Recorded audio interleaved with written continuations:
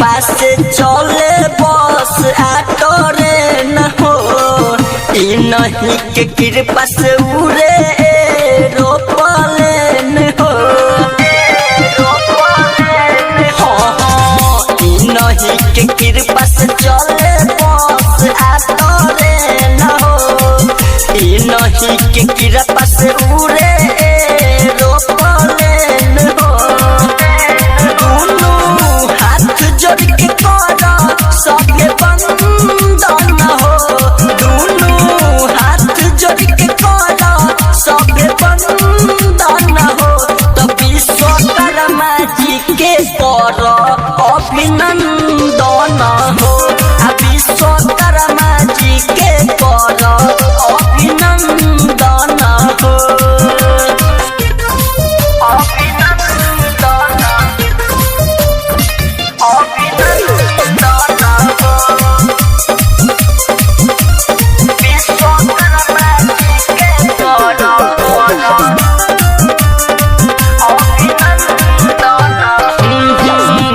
के परदेसी गाते बाबा के भजन हो, राइटर अमरजीत लिखे होई के मगन हो।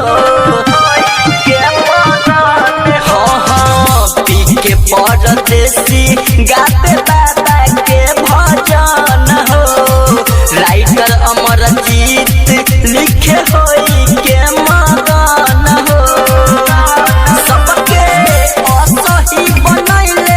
रही बंधन हो, सबके असही बनैले रही बंधन हो। तब विश्वकर्मा जी के कर अभिनंदन हो, विश्वकर्मा जी के कर अभिनंदन हो।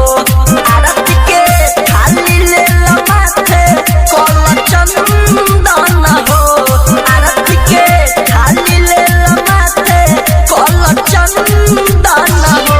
तब विश्वकर्मा जी के कर अभिनंदन हो, विश्वकर्मा जी के कर अभिनंदन हो।